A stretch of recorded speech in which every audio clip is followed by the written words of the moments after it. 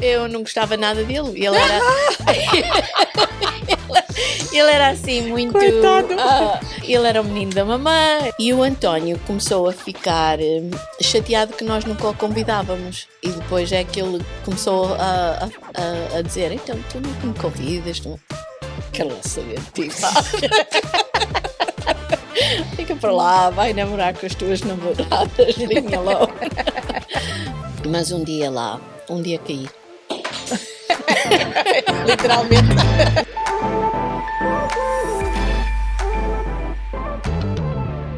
Este episódio tem o apoio de Creative 7, a empresa de marketing que faz o seu negócio brilhar. Então sejam bem-vindos a mais um Seis Espinhas, onde estou aqui com a minha comparsa Ana. Olá, Cristina. Amiga, companheira, palhaça. Tudo bem? Eu sou tudo. Pau para toda a obra. Não, para toda a obra não sei, mas para muita tu tens aí uns skills valentes. Oh, sim. Não, olha, Ana, e podem nos ver no YouTube, ouvir no Spotify. O Spotify agora também já tem imagem. Tem vídeo, acho eu, se não me engano. Tem. Exato, não tem, está a dizer a Regi. Pois, e nós também temos que ser um serviço público de informação. Exatamente. Portanto, se o Spotify agora também tem imagem, temos que dizer que também tem imagem, portanto não é só para ouvir. Exatamente. E nas redes sociais, estamos em todas as redes sociais, em todas as plataformas que já nos conhece.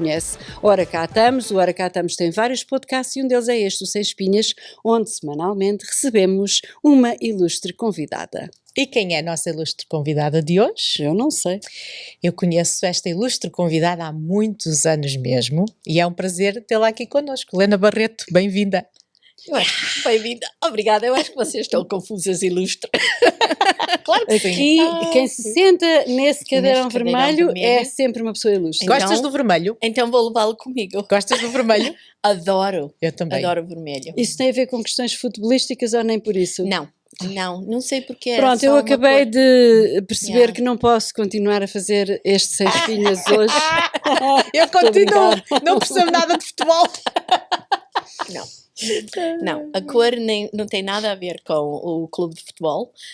É só uma cor que eu acho alegre e é estranho porque o meu pai gosta da cor vermelho, o meu sobrinho também gosta da cor vermelho. Eu acho que isto é genético. É capaz. Eu, por acaso, é uma das minhas cores preferidas também. Adoro o vermelho. E cá está, não tem nada a ver com o futebol. Olha, eu agora vou dizer, isto é um completo contrassenso. Eu sou de Benfica, mas eu não sou assim tão doida por vermelho, porque durante anos a minha mãe vestia-me de vermelho para realçar a minha palidez, que eu tive uns anitos doente e era muito amarela. E ela, coitada, como não sabia o que me fazer, vestia sempre de vermelho para eu ter assim um ar mais saudável e tal. Tem uma associação negativa para ti a cor vermelha. Mas pronto, cores à parte. Helena, quem é a Helena Barreto? Conte-nos um bocadinho quem é a Helena Barreto, que veio para o Canadá com 6 anos, pequenininha.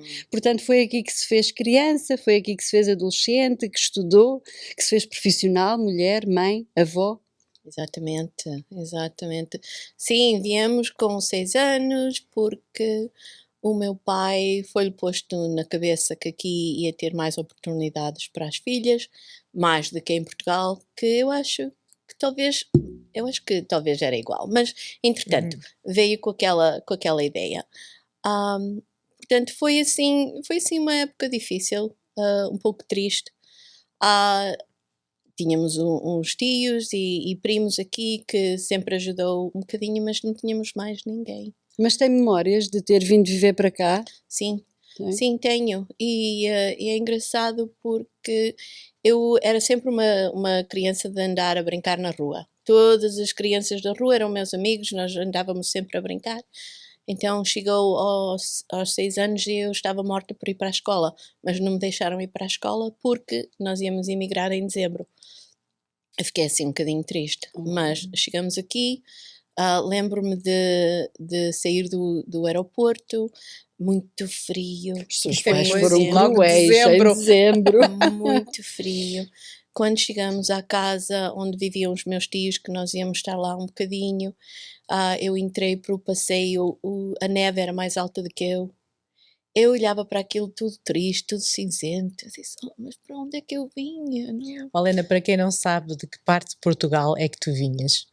Eu nasci em Faf, que é uma cidade que fica a 14 km de Guimarães, acho que toda a gente conhece Guimarães, e nasci mesmo lá na cidade.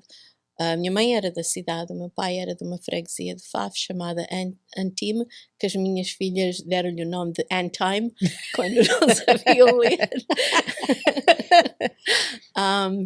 E foi lá até aos meus 6 anos, mas ao mesmo tempo os meus pais queriam sempre aquela ligação, porque sabiam que era importante, e nós íamos muitas vezes a Portugal, coisas que eu agora olho e penso, os meus pais deslocavam-se de férias por 1 mês, 2 meses para ir para Portugal.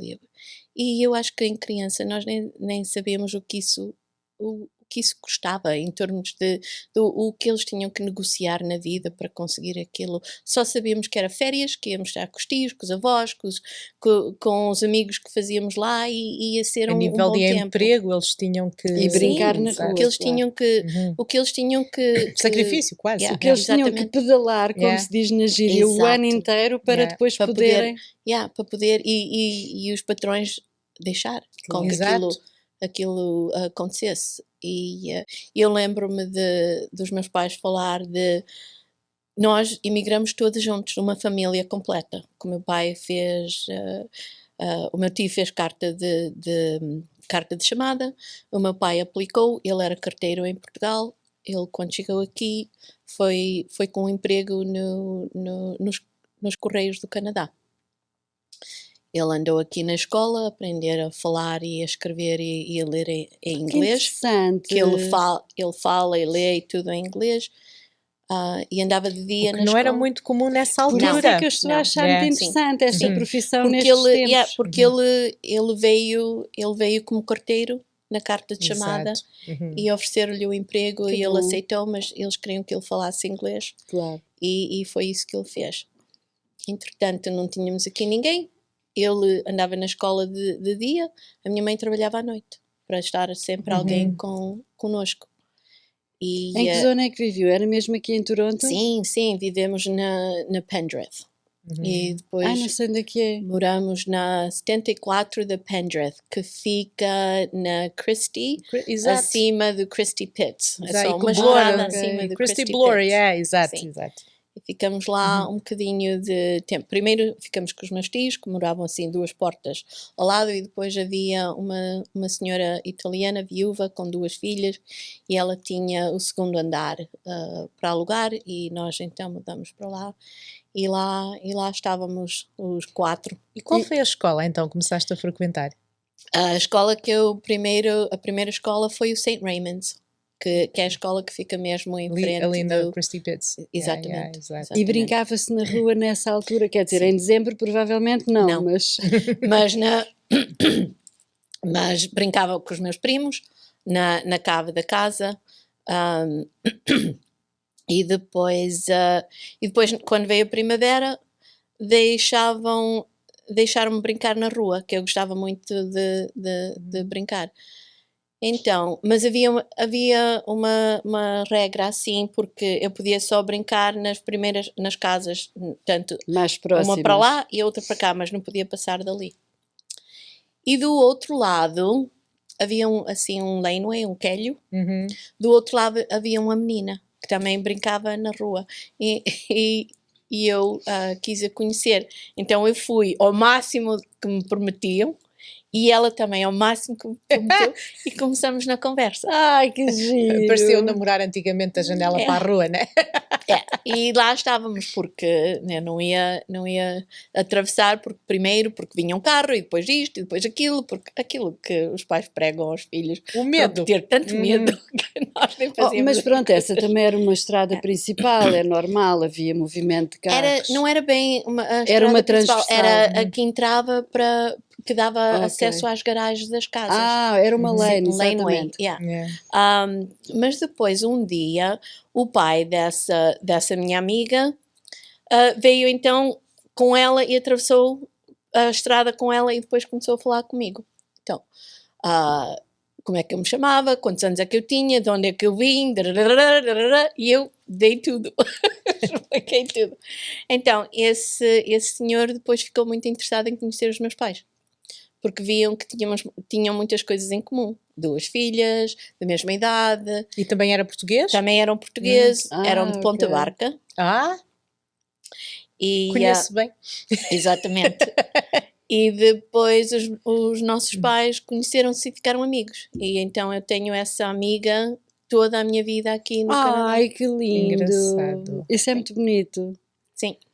Tanto que foi por causa dessa amiga que eu conheci o meu marido. Que E também é de Ponta Barca. E a Helena tem, Também é de a Ponta Helena Barca. tem fotografias dessa época.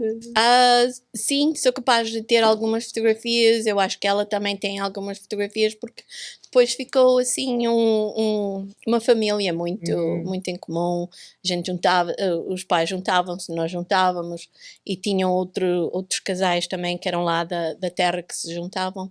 Uma das coisas, Helena, que me chamou a atenção quando eu cheguei aqui, eu era um bocado mais velha, foi a diferença de cultura, mas no sentido de comida. Coisas muito diferentes que eu não tinha por lá. Houve alguma comida em especial que tenha marcado como criança? Eu acho que foi a comida italiana, porque vivíamos na casa daquela senhora italiana, e depois, quando chegava assim ao outono, ela fazia o sugo, que é a a pasta de tomate, exato. pasta de tomate. E depois faziam outras coisas. E eu às vezes até pensava, eu gosto tanto desta comida, eu talvez era italiana noutra vida. Mas isso é curioso, porque muitas pessoas gostam da cozinha italiana quando chegam aqui, e chama muita atenção. Engraçado. Como é que era, como é que foi ser adolescente em Toronto nessa altura? Havia Foi liberdade, havia, quer dizer, a cidade ainda é um sítio seguro, mas provavelmente ainda era mais seguro nessa altura. Foi uma coisa tão estranha. Portanto, os meus pais inscreveram-nos na escola portuguesa. Mas a escola portuguesa era no King Edward. E do King Edward, de Christie até a Bathurst, eu e a minha irmã, eu com 6 anos, ela com 5, íamos de subway sozinhas. Era Isso é impensável incrível. hoje em dia, né? E ninguém vos perguntava nada porque era natural. Entrávamos na escola, saíamos da escola, havia um senhor que era o condutor do streetcar, que ele sabia que as crianças que chegavam às 7h30, porque a escola era de 5h30 da noite até às 7h30. Nós saíamos e uns poucos minutos depois ele então parava o streetcar à espera das crianças. Simpatia. Para que acolhesse todas, e lá íamos nós todas para o Também não para o se subway. vê hoje em dia. Não. Pois já não. Íamos do subway de Bathurst até a Christie, e lá então, quando saímos do subway, estava ou a minha mãe ou o meu pai à espera para nos levar para casa, porque àquela hora já era assim mais tarde um bocadinho, e sempre aquele cuidado.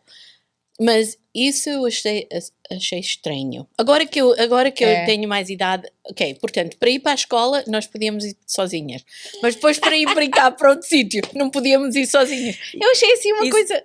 E aliás, agora que estamos a falar nisso, em que havia mais segurança e podias ir, já cá estavas quando se teve o episódio Emanuel Jacques? Sim. Como é que foi essa época para ti? Portanto, porque eu sei que entrou toda a gente em pânico, e com razão, claro. Oh, uau!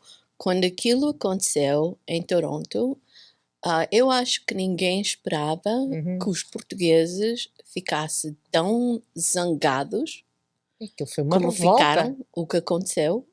E depois houve uma mudança em que os pais foram super protetores de todos os seus filhos. Foi assim de uma coisa tão, ok, até pudemos perder os nossos filhos. Eu lembro-me, o Anthony de Sá no Kick in the Sky fala muito desse episódio, mas ele diz que foi esse episódio que deu voz e identidade à comunidade portuguesa. Foi. Que mostrou que era uma comunidade super unida e grande, e com peso, e com voz, principalmente com voz. Eu acho que naquele tempo o Art Eggleton, ele não esperava que os portugueses se manifestaram, sei essa palavra, manifested themselves, chegaram à Câmara Municipal de Toronto, ao City Hall, num protesto, todos unidos, que queriam que aquilo se corrigisse. Portanto, levou uma revolta tão grande que a Young Street teve que ser limpa. Porque quando eu estava aqui não se ia para a Young Street. Pois, exato. A Young Mas Street era a uma Helena zona tem muito... memórias Disso quando aconteceu? desse Sim. acontecimento horrível. Sim. Portanto, já não tinha 6 anos, era um bocadinho mais Já crescida. tinha 10. Acho que foi, ok. aquilo já aconteceu em 74. Ok, portanto Sim, já percebia, tinha noção. Quer dizer, percebia, mas não percebia. Claro. Não sabia. Percebeu que tinham feito mal a uma criança.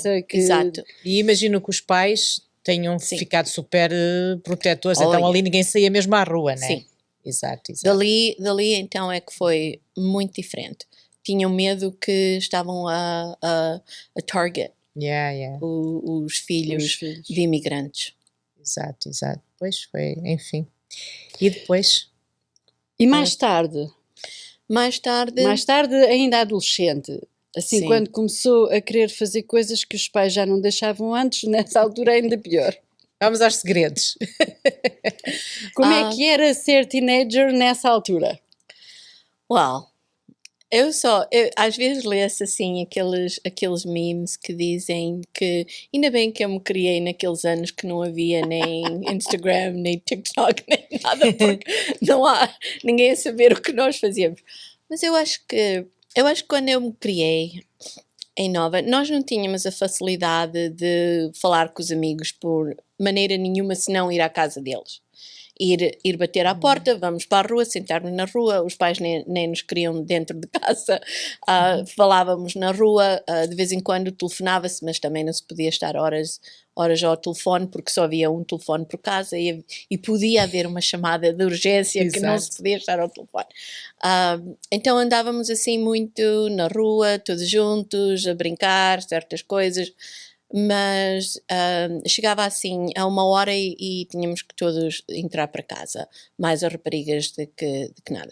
Mas quando chegava assim uma certa idade, as raparigas desapareceram todas, porque eram fechadas dentro de casa.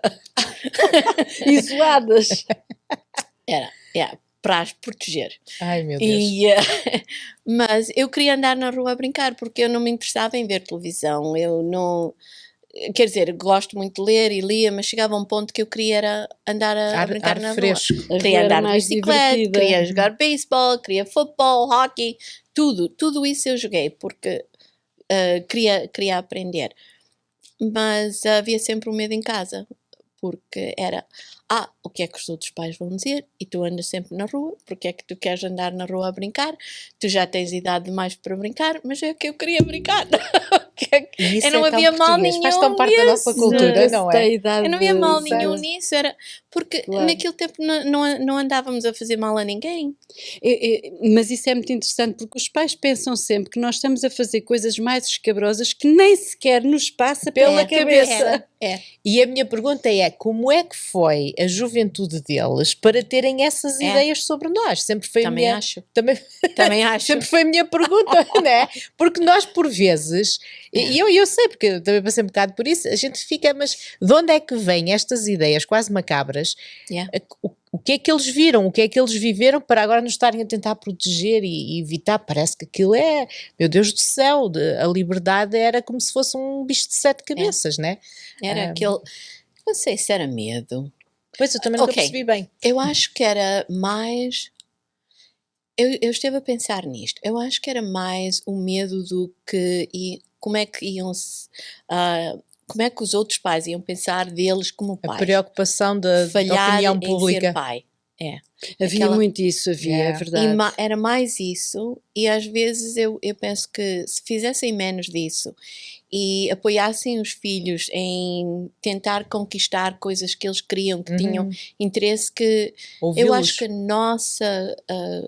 nossa comunidade talvez subisse mais.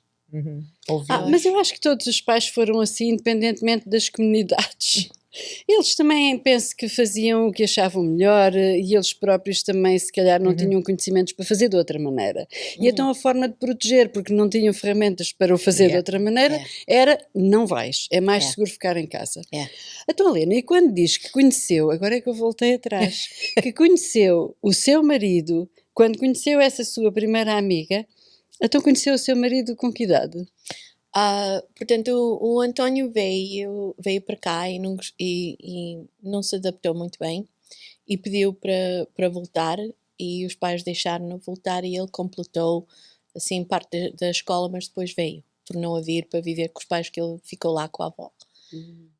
Portanto, eu era capaz já de ter uns 10 anos quando conheci o António. Já tinha uns 10 anos quando porque conheci o meu futuro marido. Não foi eu não poder ir para a rua. Ela quer dizer assim, não foi aos 6, não, já tinha 10 anos. Portanto, não foi aos 6 que eu conheci aos 10. Aos 12 já podia casar. Exatamente. Não podia, porque eu não gostava nada dele. Ele era, ele era assim muito... Coitado. Ele era o menino da mamã, era assim muito... Tinha muitos miminhos, porque foi criado com as tias e com a avó, e era o único filho naquele tempo, e a mãe andava sempre à volta dele. Rapaz. E era um rapaz, e eu... please, eu não estou... E depois, quando nós brincávamos juntos, eu acho que eu já tinha uma tendência de ser assim um bocadinho mandona e acho que também me opunha, não vai ser como tu queres, vai ser como nós queremos. Portanto, aquilo dava-me assim um bocadinho de choque. Tanto que essa minha amiga, a Mary, muitas vezes diz: olha, eu não sei como é que vocês se casaram, porque no princípio eram só as cabeçadas. E lá foi.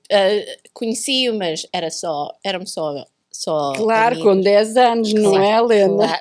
Helena. Acabou de dizer que andava de bicicleta até tarde. Mas qual é a mulher que pode dizer que conheceu todas as namoradas que ele teve, todas as pessoas que ele andou, com quem ele andou, os amigos todos que ele teve? Ela pensou assim, deixa lá, ele está só a errar, está a errar. Deixa-me só fazer uma pergunta. Puxas por essas folhinhas desse caderno de vez em quando? Não. Não. Não fazes chantagem? Não, o passado é passado. Okay. Eu sou a melhor coisa que lhe aconteceu.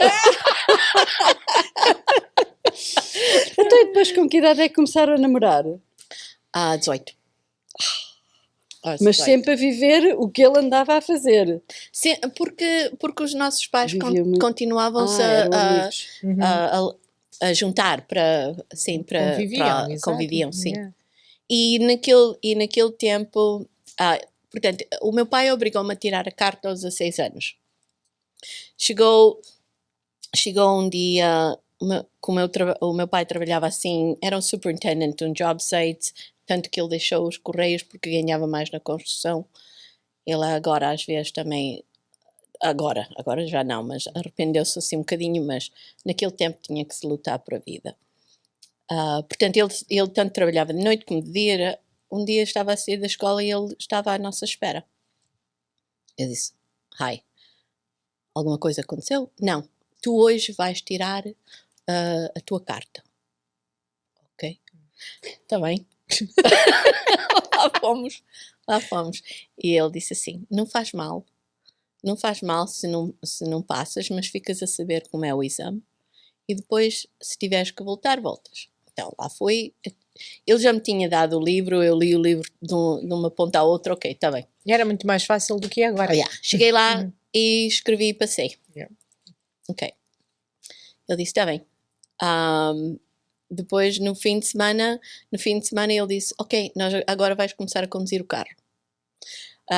Sem lições nenhumas? Não. Eu tenho que ir a Scarborough e tu vais comigo. Uau. Ok. A conduzir? Sim.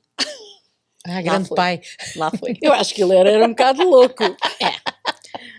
Lá fomos a conduzir para Scarborough. No dia a seguir, eu nem mexia com os braços. Eu agarrei aquele volante com uma força. Parecia um forcado a agarrar os cornos do touro. Mas é atenção, claro.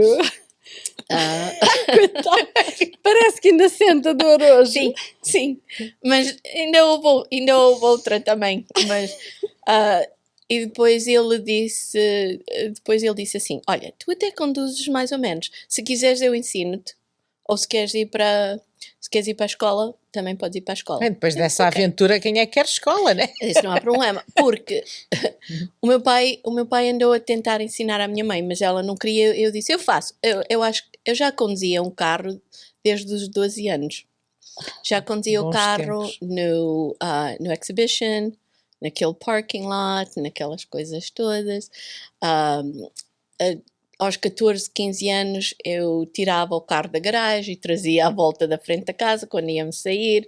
Eu já estava assim habituada. E não era a Mas loucura que é hoje em dia em Toronto, exatamente, né? mas conduzir nas estradas principais e ir de casa até Scarborough, para o lado de Com todo Scarborough, o não era assim. movimento, Porque claro. íamos à casa de um amigo. Não era assim uma coisa de todos os dias, portanto eu agarrei aquele volante com uma força que aquele não ia sair dali. Portanto, quando dali a um mês eu tirei a carta. Quando íamos então a casa desses amigos de família, às vezes havia festas que estavam a acontecer e nós, para não ficar lá todas as vezes, eu dizia, pai, eu posso levar o carro e nós vamos todas.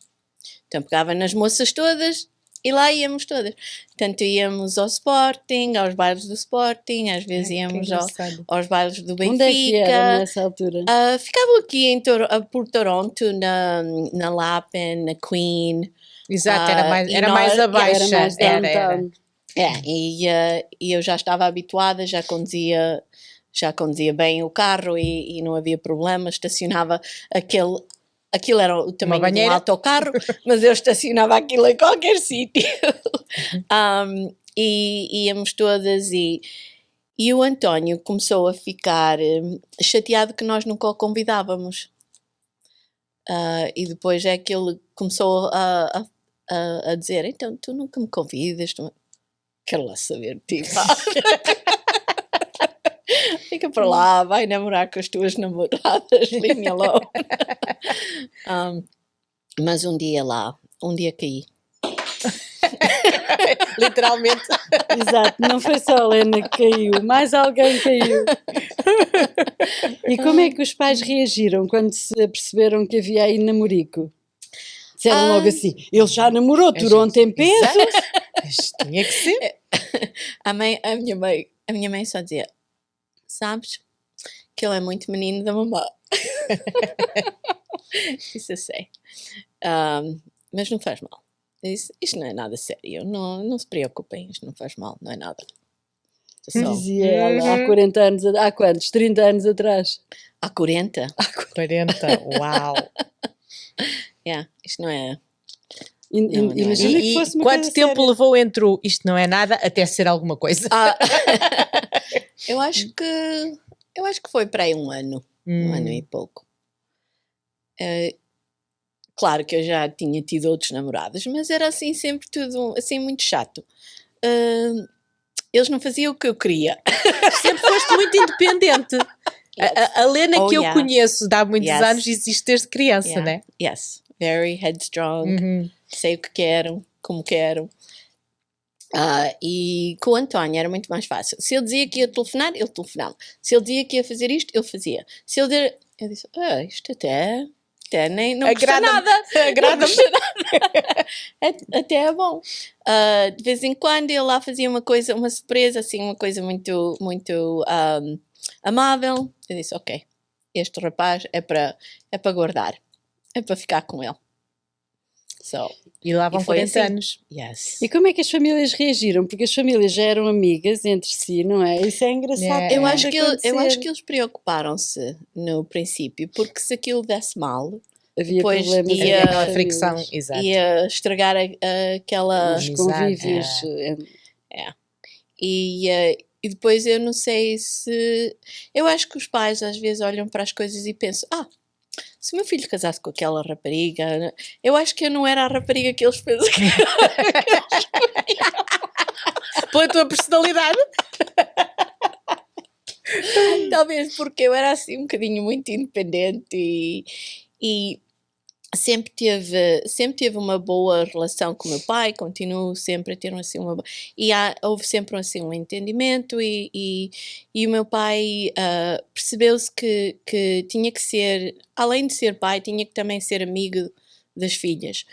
E se fosse amigo das filhas, eu acho que era capaz de acompanhar melhor a vida que elas iam levar e o que ia fazer por elas. Exato. Portanto, mesmo nós podíamos fazer coisas que muitas das nossas outras amigas não fizeram. Por exemplo, eu andei anos em campismo. Também só aos 5 anos já andavam de elétrica, sabe? Íamos assim uma semana toda para o norte no inverno ou no verão. Eu aprendi a fazer ski, snowshoeing, camping, essas coisas todas e mesmo no verão ziplining, rock climbing, tudo essas coisas. Todas essas coisas que muitas das minhas amigas portuguesas, os pais não as deixaram ir. Mas o meu pai era curioso em saber o que aquilo era.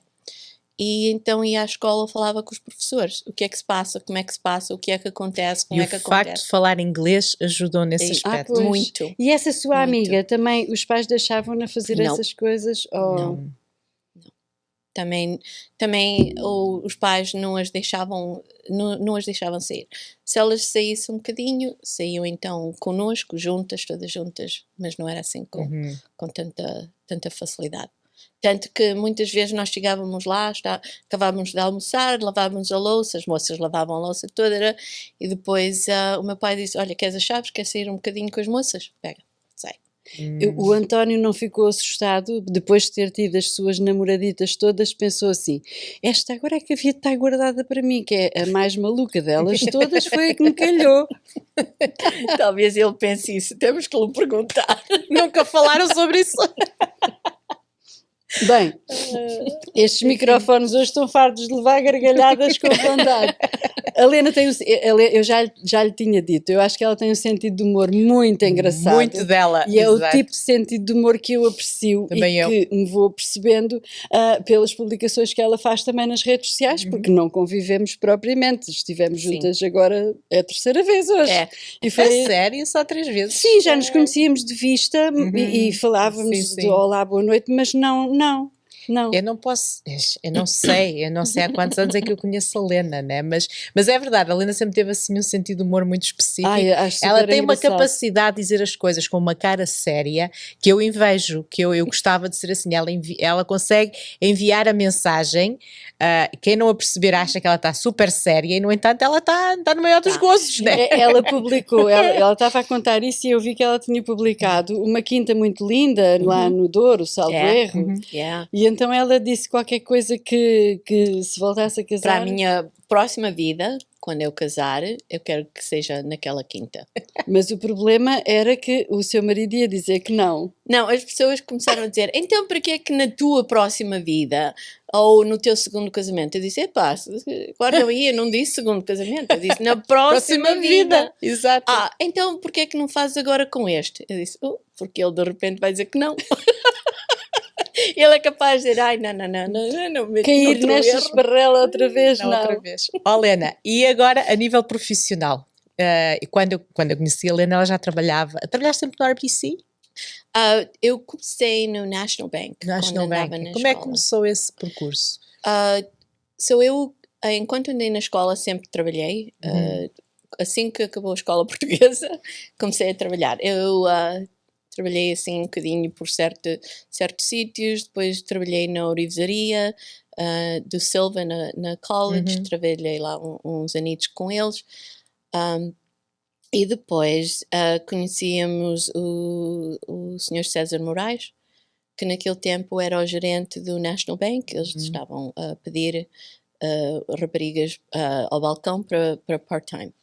Então eu pedi se eu podia ir, foi a uma entrevista e foi selecionada e deram-me um emprego. E eu trabalhei para o National Bank 3 anos.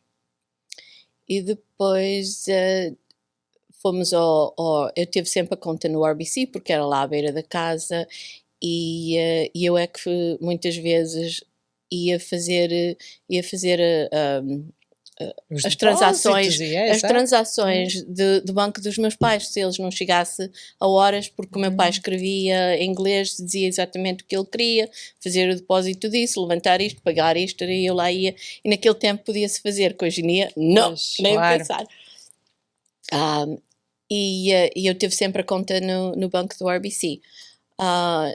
Fomos lá para, eu acho que era no tempo que íamos comprar a casa, e a gestora da nossa conta disse: porquê é que tu trabalhas no National Bank? Porquê é que tu não vens trabalhar para o RBC? Eu disse: é verdade, já agora, se vou trabalhar no banco, vou trabalhar para o maior, não é? Yeah. E então foi ali que eu mudei para o RBC, ABC. que eu acho que ao fim do dia tinha acabado no mesmo, mas é verdade que o RBC, pelo menos no Canadá é o maior, e pelo menos em Toronto era muito maior do que o National Bank. No National Bank é mais pequenino, ia competir com mais pessoas, menos oportunidades, então foi dali que mudei para o RBC. Como é que foi a escalada no RBC? Como é que foi chegar ao topo? So, eu fui a uma entrevista no RBC e a rapariga disse: eu vou-te dar este trabalho, mas ao mesmo tempo vou dizer uma coisa: tu tenta evitar de ir trabalhar para o meio da comunidade portuguesa, porque uma vez que eles te apanham lá, tu nunca mais sais de lá. Interessante. Ela disse: se queres subir, tens que andar para os arredores, não lá no Não centro. na comunidade. E então eu fui para lá e trabalhei sempre assim à volta, a toda a volta da cidade. E trabalhei ao balcão, portanto, no National Bank e no RBC, eu acho que foi National Bank part-time, no RBC full-time, eu acho que fez para aí 4 anos ao balcão. E estávamos um dia ao balcão, estava naquele balcão e estávamos todos juntos, e foi na época que o banco estava a exigir que o gerente e o assistente gerente fizessem o formato para vender ações, so mutual funds. E o gerente foi escrever o exame e falhou. E ele, quando veio para trás, disse: pá, eu falhei. E eu ri-me. E eu disse: how could you fail? My God, it's so easy. E ele disse: yes, espertalhona, então eu vou-te registar e tu vais escrever. Disse: isto era uma das épocas onde caladinha passava por uma... Mas isso é contra a tua personalidade, não é? É. Às vezes falam antes de pensar. E então lá registou, e eu depois fui escrever o exame. Mas eu achei aquilo muito estranho, que eu entrei, foram mais 3. Nós entramos, o exame foi escrito no Osgood Hall, portanto a sala cheia de gente, e eu sentei-me ali, escrevi e acabei. E olhei assim à volta. E toda a gente de nariz nos papéis. Eu disse: ou eu fiz mal, ou qualquer coisa se passa aqui. Eu disse: eu não vou atrás, porque eu acho que vou fazer confusão se começar a pensar que não está bem. Porque aquilo era 20 true or false, 40 multiple choice e depois 3 essay question. Oh, uau! So, eu fiz aquilo e eu fui atrás. Bastante rigoroso. E eu contei tudo e eu disse: isto já passa. Já passa, já chega. Porque todas as vezes que respondesse errado, perdi a marca. Eu disse: então é melhor não responder do que estar a responder errado. Contei aquilo, ok, já chega. Entreguei. Saí da sala. Esperei para toda a gente acabar, porque fomos 3 juntas num carro. Depois, quando saímos, elas disseram: are you okay? Tu acabaste aquilo tão depressa? Eu disse: eu também acho, eu não sei. Vamos lá ver, mas oh well. Está feito. Está feito, ninguém. Esperei que talvez um mês. Veio, passei. Para passar era 60, eu tive 61. Mas o mais importante foi que eu cheguei ao trabalho e disse ao chefe: Here. E ele disse: ok, então vamos então falar de uma outra posição. Eu disse: ok, vamos lá. Então dali é que começou aquela: isto é que se faz, isto pode subir. Ok, então começa a alcançar, a subir, a querer mais. Mas eu acho que muitas vezes o medo de falhar impede que nós Se tente. É. Eu acho que se eu não tivesse aquela, talvez seja da maneira que foi criada, não queres mais do que o que podes, stay in your lane, don't bite off more than you can chew, sempre aquelas coisas que nos dizem. E então muitas vezes onde havia possibilidades de subir ainda mais, eu recusei muitas vezes, por causa das filhas, por causa da vida de casa, porque era a responsabilidade total da mãe de cuidar de tudo. Recusei-me a muitas coisas que mais tarde uma chefe que eu tive, ela depois disse-me, eu naquele tempo que eu te oferecia aquelas coisas não era para tu recusares, mas agora eu percebo. Eu disse: ainda bem. Porque muitas vezes eles diziam, se recusares muitas vezes, eles depois põem-te de parte. E não te vêm pedir. Achas que ainda temos problema com mulheres em conseguir conciliar carreira com ser mãe? Yes. Ainda é muito difícil. Eu acho que sim. Eu acho que nós, portugueses, ainda, isto está a mudar um bocadinho, mas ainda vem aquela ideia que a responsabilidade de casa e de mãe cai toda ou de criar os filhos, digo eu. A responsabilidade da casa e de criar os filhos é toda na mãe. Tanto que o meu pai até às vezes diz, sabes, de antes, se visse um homem ajudar com os filhos, falavam mal dele. E hoje em dia, pelo menos, é mais aceito. Exato. Não há problema nenhum em vez de um pai ir às compras com o filho no carrinho, ou seja o que for, não é? Que de antes era não, impensável. Não era. Hoje em dia a Lena já não está no RBC, mas quando saiu, qual era a posição? A última posição que eu tive no RBC foi Community Manager. E aquilo tinha 3 balcões, tinha 26 pessoas que trabalhavam comigo e outros 28 como sócios de trabalho que faziam as hipotecas, investimentos e essas coisas assim. E tínhamos uma média de 35 mil clientes. Uau! Uau, 35 mil. Yeah. Foi difícil a aposentação, o sair do RBC? A reforma, como costumamos dizer? Foi. Eu acho que, portanto, o trabalho vinha a ser mais e mais difícil por causa de várias coisas. Primeiro, porque havia falta de pessoas qualificadas para fazer muitos dos trabalhos.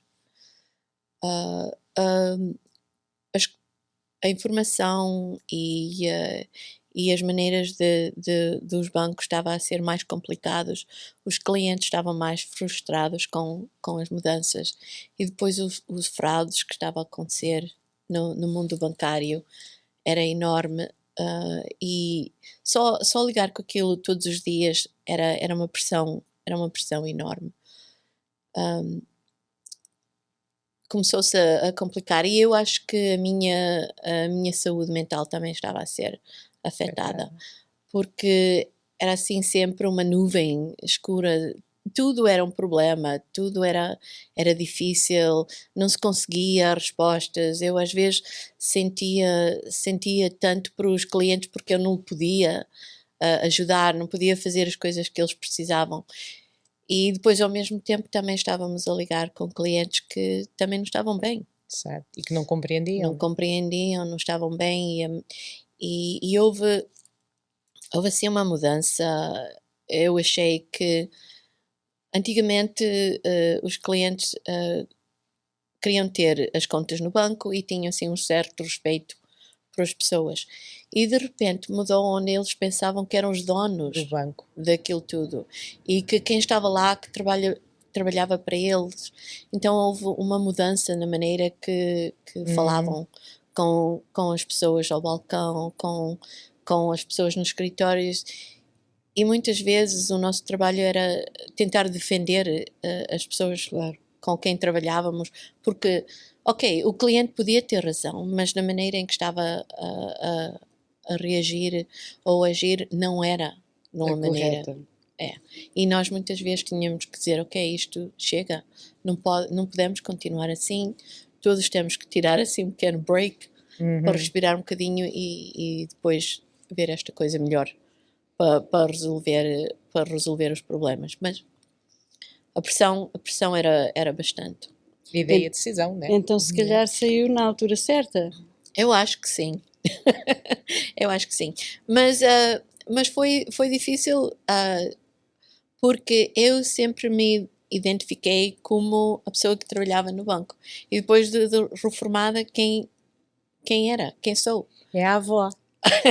Agora sou avó, sou mulher, sou mãe, sou dona do meu tempo.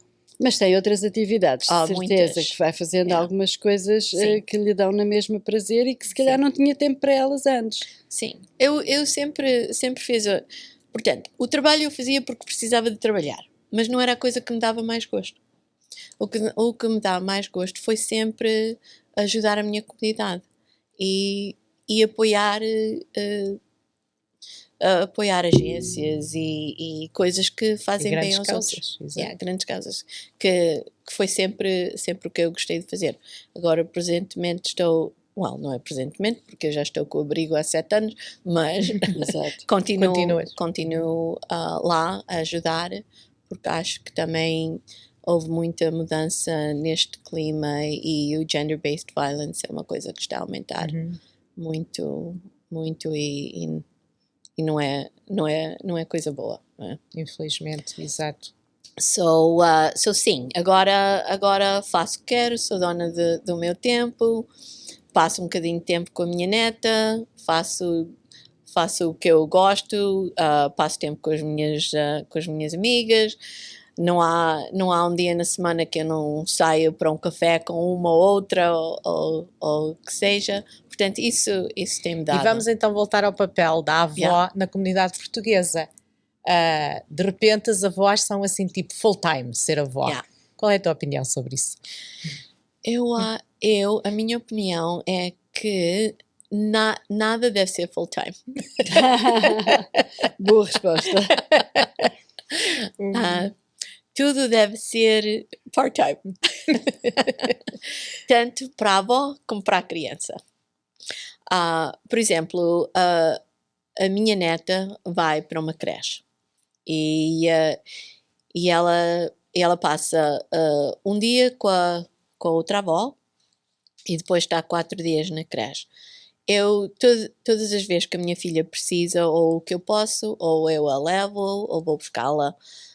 Às vezes passo assim um fim de semana com ela, ou sábado à noite, ou um sábado de dia, ou seja os dias que para passar assim um bocadinho de tempo com ela e ter aquela convivência com ela e fazer os miminhos todos da avó. Mas eu acho que se ela estivesse comigo todo dia, eu acho que acabava por eu estar ali sentada com ela a ver televisão. E ela não era independente como é? Não. Ela então é mais social, tem convivência, tem mais independência, Acho que é desde 1 ano e meio que ela já se vestia, ela não queria que metesse de comer, Sai a avó. Exato. Sai a avó. Teimosa, sim. Tem 3 anos. Então daqui a 2 anos já vai sozinha também. Já vai sozinha para a escola. Yeah.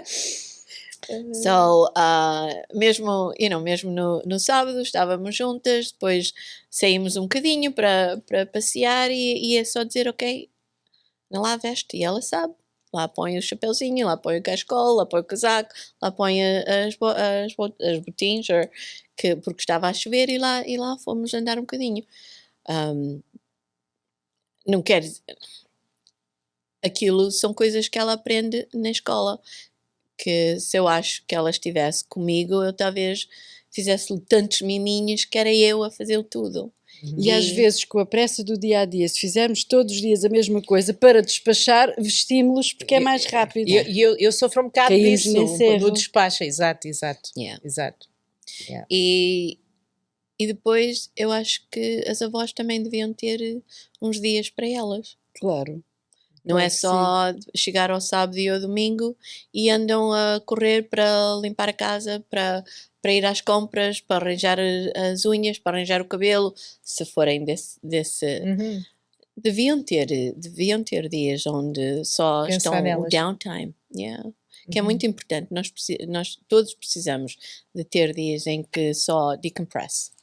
E também é assim, e nós estamos a falar sobre isto, mas na realidade também há muitas mulheres que gostam de ser avós, mas que nem por isso gostam de ter esse papel a toda a hora. Ou responsabilidade, não é? Exato, e essa responsabilidade, e eu acho que têm esse direito. Eu também sou mãe, e também tenho uma mãe, que foi avó da minha filha, mas eu confesso que nós temos que tomar conta dos nossos filhos e depois, se os avós puderem dar uma ajudinha, perfeito.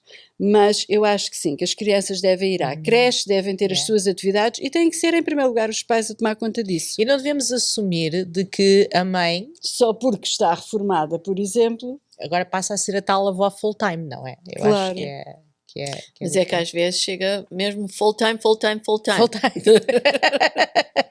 De manhã à noite, que... Tanto para a avó como para a criança, nem sempre é saudável. Não, e depois depois deixa de haver o tempo passado em alegria e boa disposição, porque já é uma obrigação de parte a parte. Começa a haver stress. Bem, já estamos a chegar ao fim, infelizmente, e pronto, e o relógio também nos obriga a chegar ao fim, mas fazes tu a surpresa. Faço eu. Tá bom. Lena, quando chegaste ao Canadá havia só um telefone em casa, não era? Era parecido com este que está aqui? Ainda mais antigo. Ainda era mais antigo. Imagina que podias pegar nele agora e ligar para alguém no passado. Com quem gostavas de falar, o que gostavas de dizer? Há tanta gente que eu gostava de falar, mas eu acho que... I'm gonna get emotional.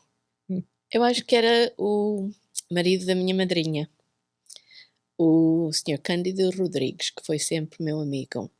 E quando eu chegava a Portugal, ele sentava-se e perguntava, assim, agora com mais idade, ele perguntava, então, como é que anda o mundo, como é que andam as coisas no mundo de finanças, como é que tu estás a olhar para isto, mas em criança ele também queria saber o que é que tu achas de ser imigrante, de ser criança de pais imigrantes, como é que tu te adaptas.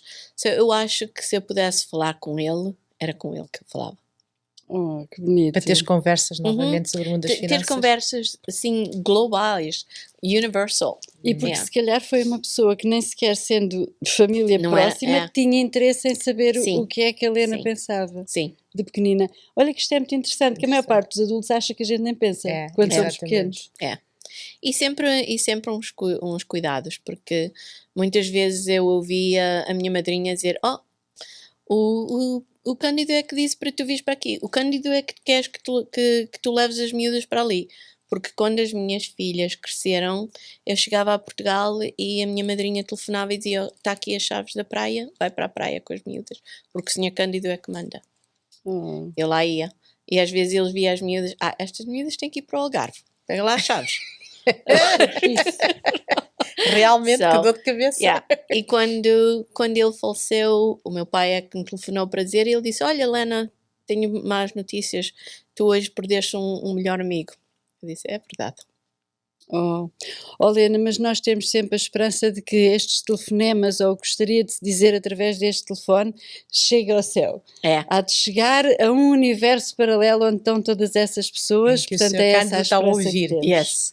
Exatamente. I think so. Foi um gosto, Helena, muito obrigada por ter aceitado este convite, é sempre um prazer conversar consigo e com a Ana aqui ao meu lado, sempre para ajudar nesta conversa. Prazer é todo meu e adorei falar, Helena.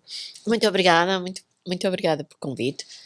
Eu acho que não tenho assim nada, eu não sou uma pessoa assim muito interessante, portanto, muito obrigada por me fazer sentir uma pessoa interessante, foi um gosto estar aqui. Somos todos interessantes, cada um à sua maneira. Nunca percas o sentido do humor que tens, que é maravilhoso. E a tua teimosia. A neta dela vai adorar quando começar a perceber este sentido de humor. E chegamos assim ao fim de mais um Sem Espinhas. Já sabe, siga-nos em todas as plataformas, no Facebook, no Instagram, no Spotify, no YouTube. Exatamente, acho que está tudo dito. TikTok. Ai, o TikTok. TikTok, sou mesmo velha. TikTok, ai que velha, que horror. E deixem os seus comentários, digam-nos também se há alguma pessoa ilustre para se sentar aqui neste sofá vermelho onde gostaria de ver essa pessoa à conversa connosco. Exatamente. E faça comentários, diga-nos coisas, de onde é que é, para onde é que vai. Conte-nos coisas, segredos, se tiver, o que é que fazia. Pode ser pelo telefone. Se andava de bicicleta aos 10 anos. Ou se tem 60 e continua a andar de bicicleta como se tivesse 10. Os 10, exatamente. Obrigada. Até à próxima. Este episódio tem o apoio de Creative 7, a empresa de marketing que faz o seu negócio brilhar.